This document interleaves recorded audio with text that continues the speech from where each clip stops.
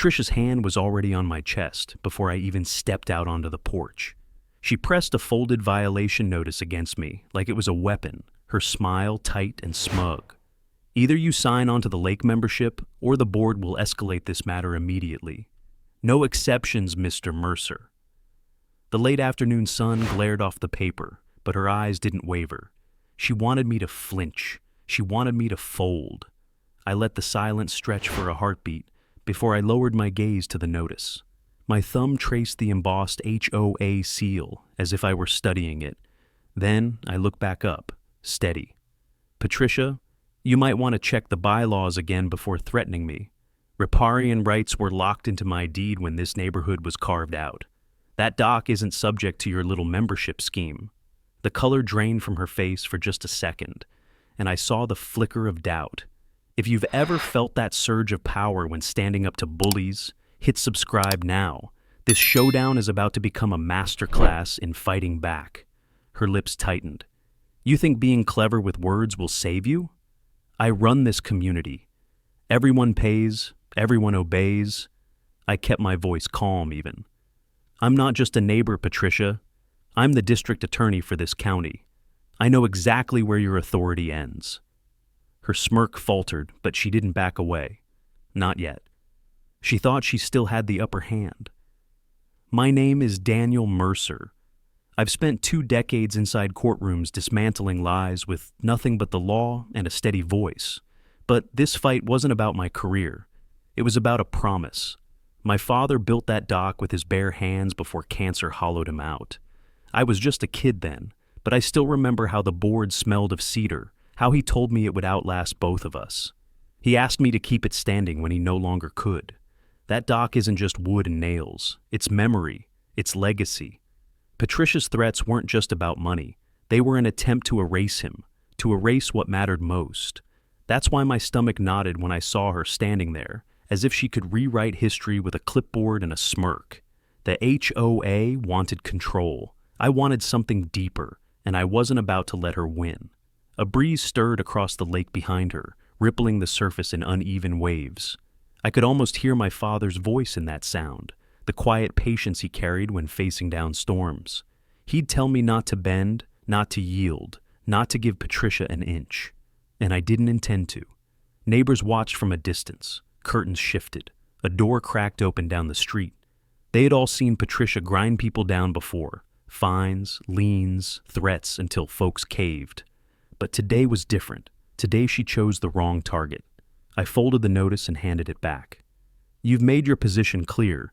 Now hear mine. I'm not joining your club. And if you push this any further, the consequences won't fall on me. She blinked, her mouth opening as if to retort, but the words caught. The certainty she'd always carried was cracking, thin fractures running through her confidence. I saw it. She saw that I saw it. And she hated it. I stepped back into my doorway, the wood cool against my palm. My heart was steady, my breath controlled. This wasn't just a skirmish over paper. It was the first shot in something bigger. Patricia thought she held all the cards, but she hadn't accounted for who I really was, or what I was willing to protect. Where are you watching from? Because wherever you are, remember this. Patricia had chosen the wrong neighbor to cross. She didn't know it yet, but her reign of intimidation was already unraveling. I didn't sleep much that night. Patricia's words replayed in my head, sharper in the silence than they had been on my porch. I knew her type, overconfident, convinced that fear alone would bend people. But it was the ripple effect I worried about. By morning, neighbors would have heard her version of the story. That's how she worked. She poisoned the well before anyone could taste the water. When dawn came, I walked to the community park, the so-called common area, where Patricia loved to make her announcements. She was already there, perched on a bench with 2 board members at her side, papers spread across her lap. It wasn't coincidence. She wanted me to see her, wanted me to feel cornered in my own neighborhood. Her voice carried as I approached. We can't allow one resident to set a dangerous example. If Mercer refuses, others will follow. That dock undermines everything we're building here. I stopped a few feet away, letting my presence be known without interrupting. Her audience, a handful of neighbors sipping coffee under the pavilion, shifted uneasily. They'd heard enough to understand the target was me. Patricia's eyes found mine, smug as ever. "Oh, Daniel, perfect timing. We were just discussing your situation." I kept my tone even. "It's not a situation. It's a right. One written into my deed long before this HOA existed." A low murmur spread through the group.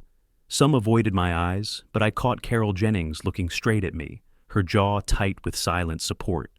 Then Harold Pierce, shoulders stooped from age, looked down at his shoes. Fear still lived in these people, and Patricia knew it. She straightened the stack of papers on her lap. "The board will be voting to impose fines until you comply. Non-payment will escalate to liens. I'm sure you, of all people, understand the consequences." She thought invoking legal terms would shake me. Instead, it steadied me. This was exactly where my victory strategy began. HOAs thrived on bluffing authority they didn't actually possess. My career was built on exposing that gap, and Patricia had just announced her bluff in front of witnesses. I didn't argue further, not there. Instead, I let the silence hang, then turned my back on her and walked toward the lake path. Every step echoed the same thought. She was already giving me the rope she'd hang herself with. The path wound along the waterline, past trimmed hedges and manicured lawns that all looked the same. That was Patricia's vision, uniformity at the cost of individuality. My dock was the one defiance, the one reminder that life here had history before her rule, and that made it dangerous to her. As I walked, I noticed something I hadn't before. The maintenance shed by the tennis court stood unlocked, its door ajar. Inside, fluorescent lights buzzed weakly over rows of binders and boxes. I wasn't interested in digging through them.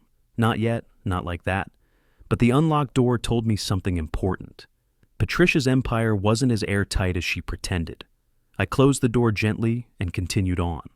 At the far end of the park, Greg Willis emerged from the HOA office, his expression caught between guilt and exhaustion. He froze when he saw me, then gave a quick nod before hurrying away. He hadn't chosen a side yet, but his eyes betrayed something Patricia couldn't control: hesitation. By the time I circled back home, my plan was already forming. Patricia wanted this to be about fear. I would make it about law. And the law was clear. Unless properly amended and filed, HOA bylaws had no authority to rewrite property rights embedded in original deeds. Patricia was standing on sand, not stone. Back at my dock, I sat on the edge and let my feet dangle above the rippling water. The boards creaked beneath me, aged but sturdy, just like the promise I'd made my father. This wasn't just about resisting fines. It was about holding ground that was mine, by legacy and by law. The neighbors might not have realized it yet, but Patricia had overplayed her hand, and I intended to show them. I stayed on the dock until the sun dipped low, watching light fracture across the water. That quiet was the only thing keeping my pulse steady. But even there, I couldn't ignore the whispers from the park. Patricia had planted seeds, and fear was spreading fast. If I didn't move soon, her version of the story would calcify into truth. The next evening, I headed to the community center, the HOA's chosen venue for meetings and social events. The brick building sat at the heart of Lakeview Shores, its glass doors reflecting the lake like a mirror. Inside, the air smelled faintly of old coffee and disinfectant, the kind of scent that clung to every committee gathering. A few neighbors shuffled about, whispering in the corners, careful not to speak too loudly. At the far table, Greg Willis hunched over a stack of financial ledgers, his shoulders rounded inward as though he could make himself smaller, invisible. I recognized that posture. It was the posture of a man trapped between duty and fear. His pen tapped against the paper, irregular and sharp, betraying nerves he couldn't hide. "Evening, Greg," I said quietly. He startled slightly, his pen slipping across the page in a jagged line. He looked up, blinking behind his glasses. "Daniel, I didn't hear you come in." His voice cracked, and he immediately bent back over the numbers, pretending focus. But his knee bounced under the table, the rhythm uneven, restless. I pulled out a chair across from him. "Busy night?" His jaw flexed. "Always is. Patricia, she likes things in order." That pause told me everything.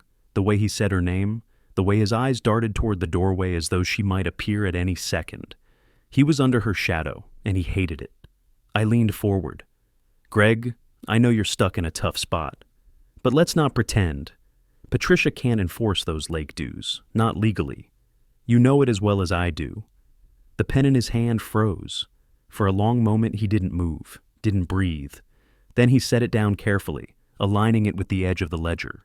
His fingers twitched as though itching to pick it back up. I don't know what you're talking about.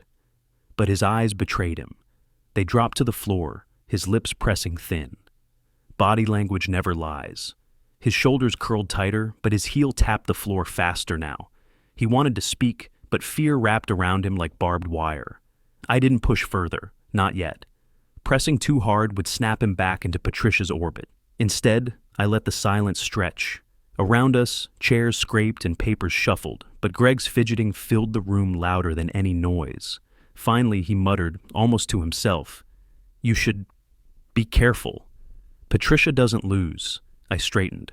She's lost before. She just made sure no one saw it. His head snapped up at that, eyes wide behind the lenses. His throat worked as if he wanted to answer, but couldn't risk the words. His hands clenched into fists, then loosened, then clenched again. The internal war was plain on his face. I stood, giving him space. Greg, you don't owe me anything. But you owe yourself the truth. When you're ready, you'll know where to find me. As I turned toward the exit, I felt his gaze burning into my back. Not hostile, not aligned with Patricia, but desperate. Desperate for a way out he didn't yet believe existed. Outside, night air wrapped cool around me, the cicadas shrill in the trees. The community center lights glowed behind me, and through the glass I saw Greg's silhouette. He was still hunched, still small, but his head was tilted down in thought, not fear. That was the crack I needed. Fear had kept this neighborhood under Patricia's control, but cracks spread, and Greg Willis, with his twitching hands and restless eyes, was already beginning to break. Greg's silhouette lingered in my mind long after I left the community center. That image of him hunched but trembling with possibility told me Patricia's armor wasn't impenetrable. Still, she wasn't going to wait around while doubt ate away at her allies. She'd come harder, faster, determined to make me bend before anyone else dared. 2 days later, I found the escalation waiting on my lawn. A bright orange notice nailed directly to my mailbox post, flapped in the wind like a flag of war. Violation. Unauthorized structure on lakefront property. Immediate fine, $500. I ripped it free, the nail squealing as it tore from the wood. My fists tightened. Patricia wasn't subtle anymore. She wanted a spectacle, and she got one. Across the street, Harold Pierce stood frozen on his porch, hands gripping the railing like a lifeline. A few doors down, Carol Jennings crossed her arms and stared, her lips pressed into a thin line. They were watching, waiting to see what I'd do. I refused to give Patricia the satisfaction of silence. I carried the notice straight to the HOA office, a squat building tucked between the tennis courts and a row of manicured hedges. Inside, the air was cold, almost sterile. Patricia sat behind a desk piled with folders, her pearl necklace glinting under fluorescent light. She didn't look up when I walked in. Well, if it isn't our problem, child," she said, pen scratching across paper. "I trust you saw the notice." I dropped it on her desk. "This is illegal harassment. That dock was recorded into the original plat map. You can't retroactively declare it unauthorized." Her eyes flicked up, calculating. "You keep talking about rights, Daniel, but rights mean nothing if the board votes otherwise. We've already passed the fine. Non-payment will trigger additional penalties. I'm sure you understand how liens work." That was her weapon, threat of financial ruin. But here's the truth. Liens from improperly authorized fines were nothing but smoke, and she had just given me more proof of her overreach. I leaned closer, lowering my voice so only she could hear. "Patricia, I prosecute people for abusing authority. Do you really want your fingerprints on every unlawful action this board takes?" For the briefest second, her pen wavered, but then the mask returned, smug and polished. "You think titles scare me? This isn't a courtroom. It's my community." She was wrong. It was our community, and the law was still the law, no matter how many papers she pushed across her desk. I turned and walked out, not giving her the satisfaction of a response. Outside, the wind whipped across the lake, sharp with the scent of rain. I could feel the neighborhood holding its breath. Patricia thought escalation would isolate me. Instead, it was drawing eyes, questions, unease. On my way back, Harold called softly from his porch. "Daniel, don't make her angrier. She's ruined folks." Before his voice trembled, brittle with years of being beaten down. I stopped, meeting his gaze. "Harold, she's only as powerful as we let her be. She's bluffing, and sooner or later, that bluff breaks." He looked away, shame tugging at his shoulders. But I saw a flicker of something else, a tiny spark of hope he wasn't ready to admit. When I finally reached my dock, I sat again at the edge. The boards were weathered, the grain worn smooth by years of footsteps. My father's legacy pressed steady beneath me, grounding me in a storm Patricia thought she controlled. She believed a fine would be enough to scare me off. She didn't realize she'd just built my case brick by brick. Patricia was escalating, and I was ready to meet her at every step. The dock steadied me, but by the next morning, I knew I couldn't just sit there. Patricia had escalated, and if I let the orange notice slide, she'd paint me as weak. That's how she won, grinding people down one by one until they broke. I needed leverage, and I needed it soon. I walked into the county courthouse, where I'd spent half my career. The smell of paper and polished floors hit me the second I stepped through the metal detectors, a familiar scent that always sharpened my focus. My office wasn't here. I was on the prosecution side of the building, but the records division was. If Patricia was bluffing about the board's authority, I could prove it without touching a single dusty binder in her shed. The clerk behind the counter recognized me. "Morning, Mr. Mercer. What brings you here?" "HOA filings," I said.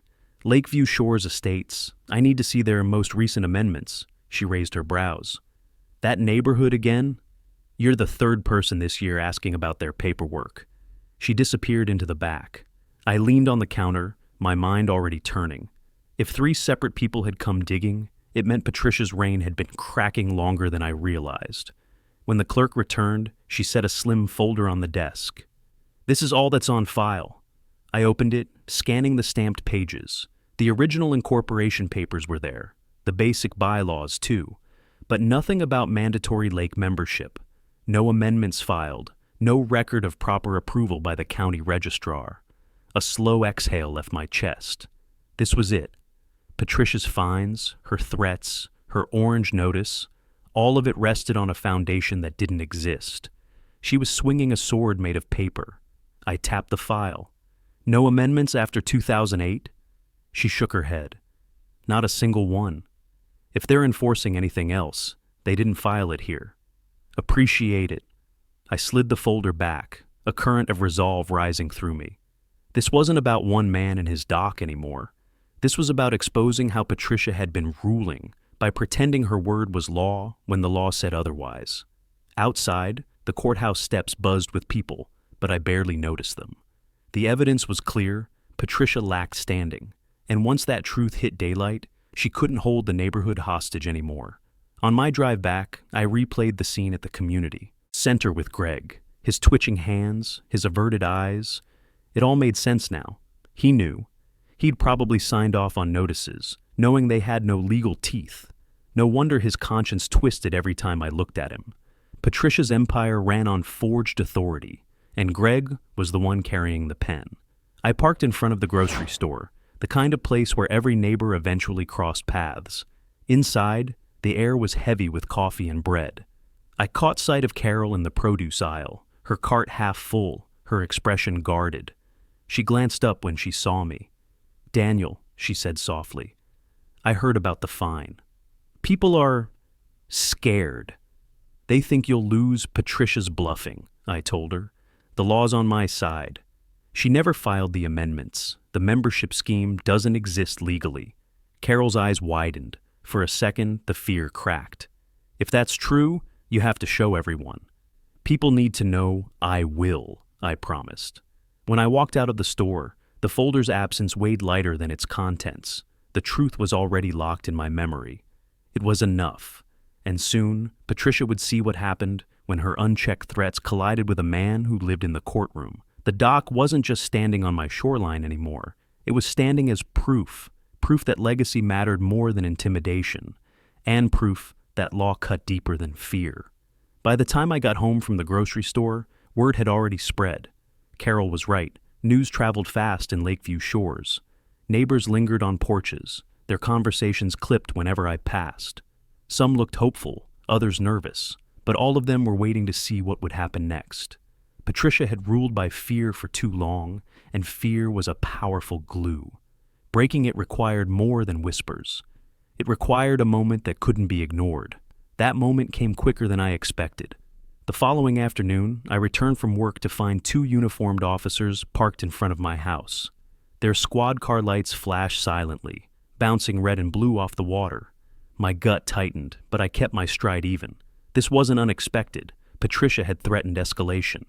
And now she'd pulled the pin. One officer stepped forward, his expression guarded but calm. "Mr. Mercer, we received a call from the HOA. They reported a potentially hostile resident refusing to comply with community regulations." I almost laughed at the absurdity, but the tension in the officer's shoulders stopped me. Patricia hadn't just called the police. She'd called in fear. That kind of accusation could turn dangerous if handled wrong. "I understand," I said evenly, "but let me be clear. There's nothing illegal happening here. The dock is part of my deed. The HOA's claims don't hold legal authority." The officer's brow furrowed. "Do you have proof of that?" I reached into my briefcase and pulled out a copy of the plat map I'd obtained years earlier when I inherited the property. My father had insisted I keep it handy. I unfolded it carefully, the paper soft with age. "Right here, recorded with the county registrar, the HOA's so-called amendments. Never filed." The second officer stepped closer, scanning the document. His jaw tightened as he read. "So, this membership thing doesn't exist," I finished for him. "It's an invention, a control tactic." For a long moment, silence hung heavy in the air. Then the first officer exhaled, lowering his notepad. "Mr. Mercer, we have to respond to calls, but from what I see, this is a civil matter, one that falls outside our enforcement. You're within your rights." Relief flickered in my chest, but I didn't let it show. Instead, I nodded. "I appreciate your professionalism. If Patricia tries this again, I'll be filing a complaint for misuse of emergency services." The officers exchanged a look, then returned to their car. As the lights faded down the street, neighbors began to step out from behind curtains, their eyes wide. Harold leaned heavily on his cane at the edge of his porch. She called the cops on you?" "Not just cops," I said, my voice carrying across the quiet street. "She tried to use fear to make me bend. But the law doesn't work that way." Harold's mouth opened, then closed, his hands trembling. He wasn't used to seeing someone push back and win. The spark I'd seen in him earlier glimmered again. Inside, I set the plat map on my dining table, smoothing the creases. The wood grain beneath it reminded me of my father's dock, steady and worn. Patricia had just crossed a line she couldn't retreat from. She'd weaponized the police, and in doing so, she'd handed me my strongest card yet, proof that her enforcement was not just illegal, but dangerous. I knew what came next. The community needed to see the truth, and Greg needed to decide which side he was on. He couldn't keep straddling the line, not after this. His silence made him complicit, but his testimony could dismantle Patricia's false empire. As night settled, I stood at the window, watching the lake ripple under the moonlight.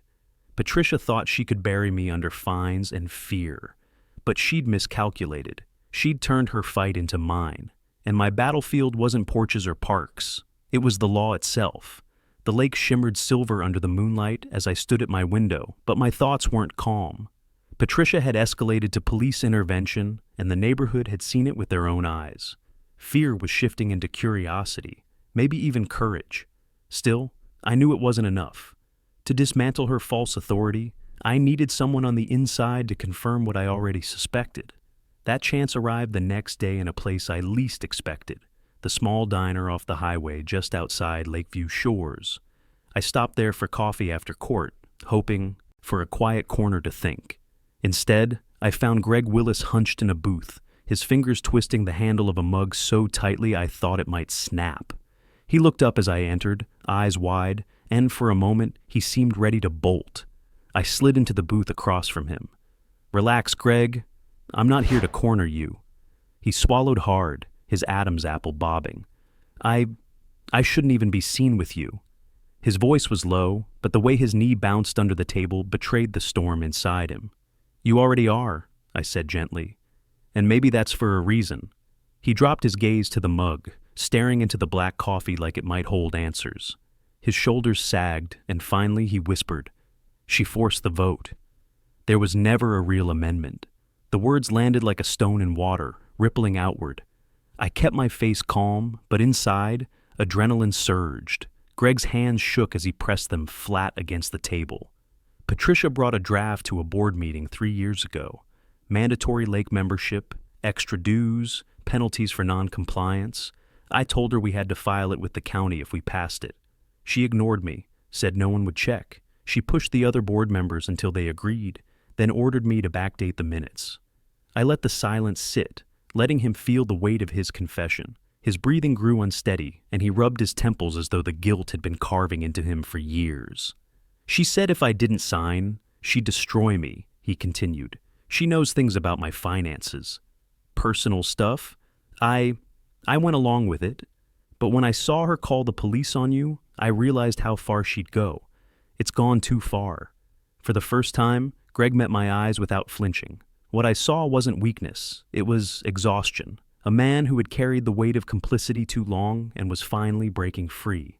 "You're not the first neighbor she's lied to," he said, voice raw, "but you're the only one who's fought back. If you take this to court, you'll need proof beyond your deed. You'll need testimony, and I'll give it." The diner's hum seemed to fade as his words settled between us. I leaned back, letting out a breath I hadn't realized I'd been holding. Greg Willis had just become the key. His confession confirmed everything. Patricia's entire scheme was built on falsified authority. Greg gripped his mug again, his knuckles pale. "You don't know what she's capable of, Daniel. She'll come after me the second she finds out." "She already has," I said. "Keeping you under her thumb was part of her plan. But the law doesn't protect bullies. It protects truth. And you just handed me exactly what I need." For a long moment, neither of us spoke. Then Greg gave a slow, almost imperceptible nod. His shoulders didn't uncoil completely, but there was a shift. A man stepping out from under a shadow. When I left the diner, the sun was dipping low, streaking the horizon in fire. The weight of Greg's words pressed against me, heavy but sharp. Patricia had built her reign on forged minutes and intimidation. Now I had the witness who could unravel it all. The fight wasn't over. It was just entering its most dangerous stage. The horizon still burned in my rearview mirror as I drove away from the diner. Greg's confession replayed in my mind with every turn of the tires. Patricia had coerced the board into backdating minutes, skipped the county filings, and leaned on fear to keep her machine running. Now, with Greg ready to testify, the cracks in her empire were splitting wide open. By the time I pulled into the county law library, night had fallen. The building sat quiet, its glass doors reflecting rows of streetlights. I stepped inside, greeted by the faint scent of ink and dust, the hush of pages turning in distant corners. It wasn't the courtroom, but it was where battles like this began, where words and statutes formed the weapons I needed. I claimed a table near the back, laying out my notes beside the plat map I'd kept since my father's passing. Its lines were etched into my memory, but I wanted it there, a constant reminder of what I was protecting. I flipped open the statutes, scanning sections of the state's property code, HOA and corporation requirements, and bylaws procedures.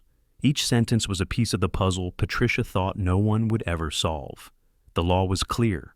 Amendments to HOA authority required not just board votes, but county filings. Without those, enforcement was void. I highlighted the sections, my pen scratching quick and decisive. This wasn't just theory. It was the bedrock I'd stand on when Patricia tried to bury me. Halfway through the stack, my phone buzzed. A text from Carol. "People are scared after the police came. They're saying maybe you should just pay. I don't agree, but they need hope." I stared at the message, my jaw tightening. Patricia's playbook was working. divide the neighbors, isolate me, then declare victory. But not this time. This time, I had more than defiance. I had proof, testimony, and the law itself. I spent hours building my framework. Each statute, each case precedent, each county filing requirement went into a binder, organized and airtight. I wasn't just fighting for a dock. I was building a case that could dismantle Patricia's fabricated authority for good. When I finally leaned back, exhaustion settled heavy in my bones. My reflection in the library's darkened window looked worn, but steady. My father's voice echoed faintly in memory. "Stand your ground, Danny. The truth always wins if you let it breathe." I closed the binder and tucked it under my arm. Outside, the cool night air cut sharp against my face, clearing the fog of hours spent under fluorescent lights. The courthouse loomed a few blocks away, dark now, but soon to be the stage where Patricia's reign collapsed. As I walked to my car, I replayed Greg's trembling confession. He was terrified, but he had chosen to step out of her shadow. His testimony would turn whispers into thunder. With it, Patricia wouldn't just lose her grip on me, she'd lose the entire board's obedience. Still, I knew better than to underestimate her. A cornered tyrant lashes hardest. She'd sense her control slipping, and she'd strike again before I made it to the courtroom. That was her pattern, and when she did, I had to be ready. I placed the binder gently on the passenger seat, running a hand over its cover. This wasn't just paper, it was a shield, a blade, and a promise. Patricia thought fear was unbreakable, but fear crumbled under the weight of truth. As I drove back through the gates of Lakeview Shores, lights flickered on in windows, silhouettes shifting behind curtains. They were watching me, waiting for me to fall, or to stand. Tomorrow, I'd begin showing them which way the scales really tilted. The neighborhood was hushed when I drove back through the gates of Lakeview Shores, but silence didn't mean peace. Curtains twitched, porch lights flickered on and off. Patricia's influence still lingered like smoke in the air, and every step I took toward the dock felt like stepping deeper into a battlefield she thought she owned. But now, I carried more than defiance. I carried Greg's confession and a binder of law sharp enough to cut through her lies. The next morning, I chose a different stage to prepare, Carol Jennings' back porch. She'd invited me over after sending that text, her voice tight with worry. Her house overlooked the community pool, the so-called crown jewel of Patricia's lake club. It was the perfect vantage point to see how Patricia strutted among the neighbors, projecting authority with every polished gesture. Carol poured coffee into chipped mugs, her hand steady even though her eyes burned with frustration. "You know they're saying you'll lose," she muttered. "Patricia's been telling folks you're dangerous. That's why she called the police." I nodded, sliding the binder across her table. "That's exactly why we can't let her control the narrative." She skipped the filings, Carol. The amendments were never legal, and Greg admitted she backdated board minutes. Once this comes to light, her power vanishes. Carol leaned closer, her breath catching. "Greg? He told you that?" "He did. He's ready to testify." For the first time, hope cracked through her stern expression. Her shoulders eased and she whispered, "Then you have a chance. But you'll need more than paper. People have to believe it before they'll act. Patricia's built her throne on fear, and fear doesn't disappear overnight." She was right. Winning in court was one thing. Winning the neighborhood required preparation, presence, and pressure. Patricia had paraded her fines in public. I would parade the truth. I spent the day gathering allies. Harold Pierce was first. I found him tending to his flower beds, bent low with the weight of years. He stiffened when I approached, but I crouched beside him and said, "Harold, I know you've been afraid, but you saw what happened when she called the police. You saw how it fell apart. She doesn't hold the cards she claims he wiped dirt from his hands, trembling." His eyes watered, not from age, but from something deeper. Regret. "All these years, I thought paying her was the only way to survive here. It wasn't," I said, "and it isn't now. You don't have to fight her, Harold. You just have to stand beside me when the truth comes out." His nod was small, but it was a start. By evening, I returned to my dock with a binder full of statutes, Greg's confession fresh in my memory, and the quiet weight of neighbors beginning to tilt. The wood beneath me groaned softly as I set the binder down, running my hand across the grain. Every scar in that cedar reminded me of my father, of his insistence that the dock would outlast storms if I kept it strong. He hadn't meant HOA presidents, but the lesson held just the same. I laid out my plan there under the fading light. Step 1. Secure Greg's written statement, notarized, so Patricia couldn't twist his words later. Step 2. Draft the petition for injunctive relief, citing the absence of amendments on file. Step 3. Prepare the community for the confrontation they'd been avoiding for years. This wasn't just about fines or liens, it was about breaking a cycle of silence. As night fell, I heard footsteps crunch on the gravel path. Carol appeared, arms folded. "You're going to bring this to the board meeting, aren't you?" "Yes," I said, "and when I do, Patricia will try to bulldoze it. But this time, she won't just be facing me, she'll be facing the truth." Carol's eyes drifted to the dock. "Then let's make sure people see it." All of it, I nodded. Tomorrow wasn't just preparation. It was the start of exposing Patricia's empire to daylight. And daylight was something fear couldn't survive. Carol's words lingered as I left the dock that night. Make sure people see it. She was right. Patricia thrived in the shadows, twisting rules where no one questioned her. But once the neighborhood saw the truth with their own eyes, her empire would collapse. The next board meeting was the stage, and I intended to walk onto it prepared for war. The meeting was held in the clubhouse, a beige, over-polished building Patricia treated like her personal court. Its walls were lined with framed photos of community events, smiling faces that masked years of quiet resentment. Tonight, the chairs filled quickly. Neighbors whispered as I walked in, eyes flicking between me and the front of the room where Patricia sat. She wore a crimson blazer, her pearls gleaming like armor. To her left sat Greg, pale and rigid, his eyes avoiding mine. Patricia tapped her gavel. "Order. This session will address the ongoing violation concerning Mr. Mercer's unauthorized dock." Her voice rang smug across the room, and murmurs followed. I rose slowly, binder in hand. "Before you proceed, the residents here deserve to hear the truth. Not Patricia's version, the legal one." A ripple spread through the crowd. Patricia's smile faltered, but she leaned forward, voice sharp. "Mr. Mercer, this is not a courtroom. You don't control this meeting." "No," I said, my tone steady. "But neither do you." I placed the binder on the podium, flipping it open to the highlighted statutes. Under state law, amendments to HOA bylaws require filing with the county registrar. Lakeview Shores has no such filings for mandatory lake membership, which means your fines, your threats, your so-called liens, none of them are valid. Gasps filled the room. Neighbors craned their necks, whispering furiously. Patricia slammed her palm against the desk. "That's a distortion. The board approved those measures."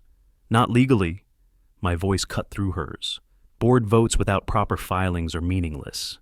And I have a sworn statement to prove you backdated the minutes." All eyes turned toward Greg. He froze, gripping his pen so tightly his knuckles whitened. Sweat glistened on his forehead. The silence pressed down on him like a weight. Finally, his voice cracked. "It's true!" His words were barely audible at first, but they carried like thunder in the still room. Patricia forced the vote. The amendments were never filed. She told me to falsify the record. The room erupted. Carol leaned forward, her hands gripping her knees, eyes blazing with vindication. Harold let out a shaky breath, muttering, "I knew it." Neighbors who had once shrunk in fear now murmured with growing anger. Patricia's face went white, then red. "Greg, you coward."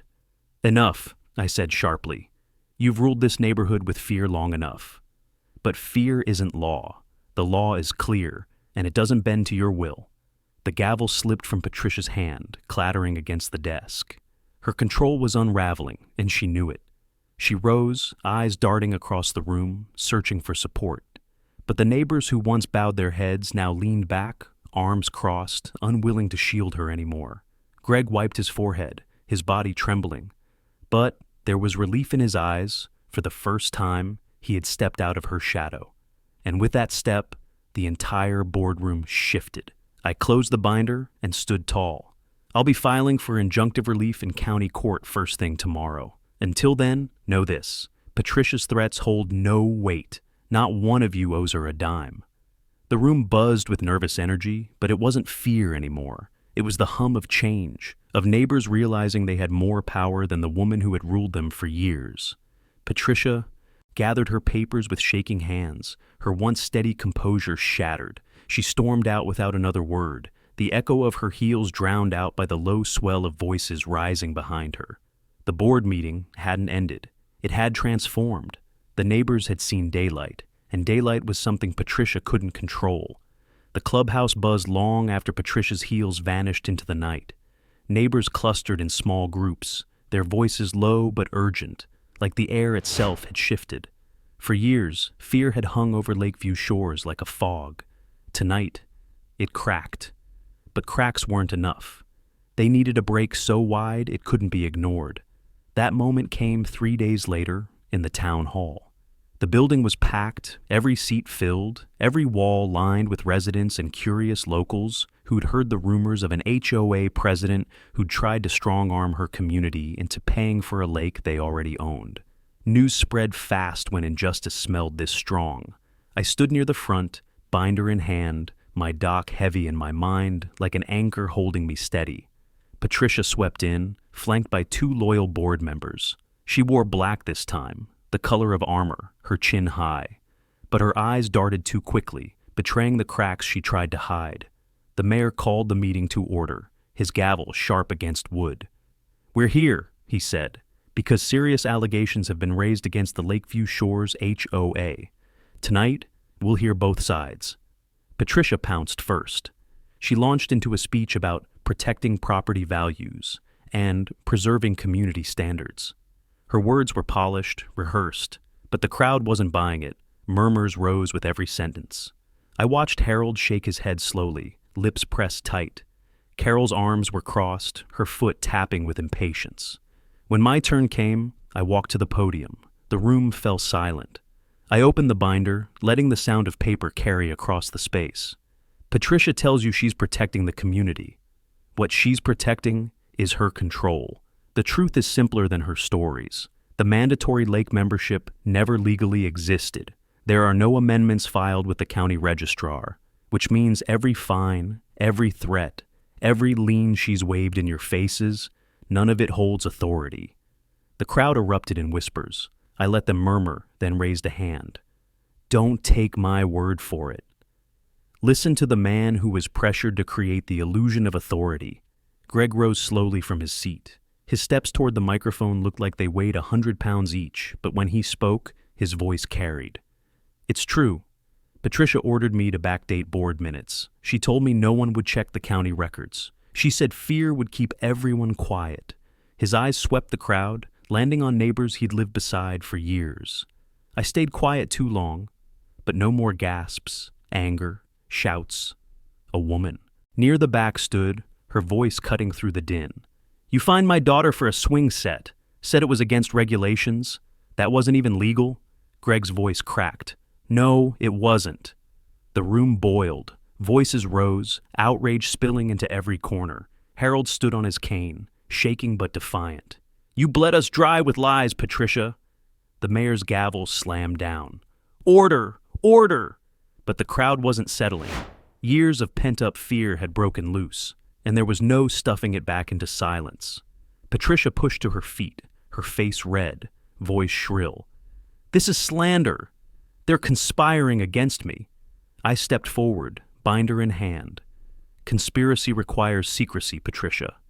This isn't secret anymore. The law is clear, and the community knows the truth. Your power doesn't come from rules. It comes from fear, and fear dies in the light. The mayor looked from Patricia to Greg, then to the crowd that had already made up its mind. His voice was firm. Until the courts decide, all HOA enforcement is suspended, and given the testimony we've heard, I will be forwarding this matter to the county prosecutor's office for review. A murmur swept through the crowd, but this time it wasn't fear. It was relief. Carol clapped once, sharp and defiant, and others followed until the room thundered with applause. Patricia stood frozen, her armor shattered.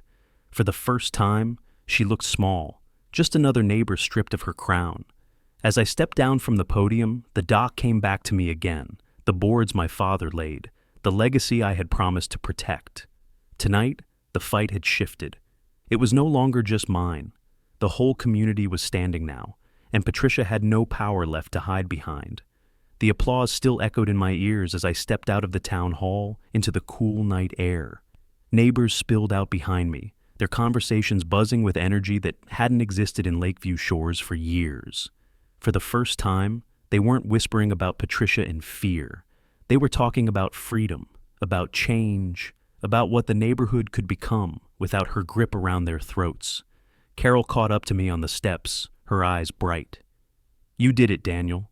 "We all did," I shook my head. "The law did. All I did was bring it into the light." Behind her, Harold shuffled forward, his cane tapping against the concrete. He looked older than ever, but his shoulders weren't bowed the way they used to be. He clasped my arm, his grip surprisingly strong. I thought I'd die under her shadow. Tonight, I can finally breathe. His voice cracked, and I realized the victory wasn't mine alone. It belonged to everyone who'd lived in silence too long. Patricia didn't linger. She had slipped out the back, her empire collapsing faster than she could patch it. But I knew the story wasn't over. She would face consequences, legal ones. The mayor's promise to forward. The case to the prosecutor's office meant her misuse of authority wouldn't just be a bad memory. It would be a reckoning. The following week, the county courthouse filled again, this time not with tension, but with anticipation. I filed for injunctive relief, binder in hand, Greg's notarized statement attached. The judge listened, eyes narrowing as I laid out the statutes and the absence of filings. Patricia sat at the defense table, her lawyer whispering frantically in her ear. But the truth was too clear, the evidence too sharp. The gavel came down. The injunction is granted. Lakeview Shores HOA is barred from enforcing unfiled amendments, including the mandatory lake membership scheme. All fines levied under those provisions are void. Cheers erupted from the gallery. Carol hugged me, tears streaking her cheeks. Harold dabbed his eyes with a handkerchief, his relief palpable. Even Greg, sitting in the back with trembling hands, allowed himself a small, shaky smile. He had carried the weight of silence for years, and now, by speaking, he had freed them all. When I returned to the neighborhood that evening, I went straight to the dock. The boards groaned under my weight, but they held firm, just as my father had promised. The lake stretched wide before me, calm under the fading sunset. For the first time in months, I felt peace here again. Not because the fight was easy, but because it had been worth it. Drop a like if you've ever wanted to stand up to unreasonable rules like this, and subscribe to see how this strategy plays out. Neighbors gathered on their lawns as I walked back up from the water. Some waved, others offered hesitant smiles, but there was a shift I could feel in my bones. The fear that had bound them was gone. In its place stood something stronger: solidarity. They had seen Patricia's power unravel, and they knew now that they could resist too. Later that night, I sat on my porch with Carol and Harold, the air buzzing with cicadas. Greg stopped by, hands shoved deep in his pockets, shame still clinging to him. But when he looked at me, I nodded. "You did the right thing. That's what matters now." His voice wavered. "I thought she'd ruin me, but she was already ruining all of us." We sat in silence for a while, listening to the water lap against the shore. It struck me then how fragile peace could be, how easily someone like Patricia could twist it into control. But it also struck me how resilient people were when given the chance to stand. My father's dock had been the symbol of this fight, but it had become more than that. It was proof that legacy could outlast intimidation, that law could outshine fear, and that one voice, steady enough, could awaken an entire community. If you want more stories of homeowners standing up to HOA tyranny, hit subscribe right now, share your story in the comments, and let me know where you're watching from.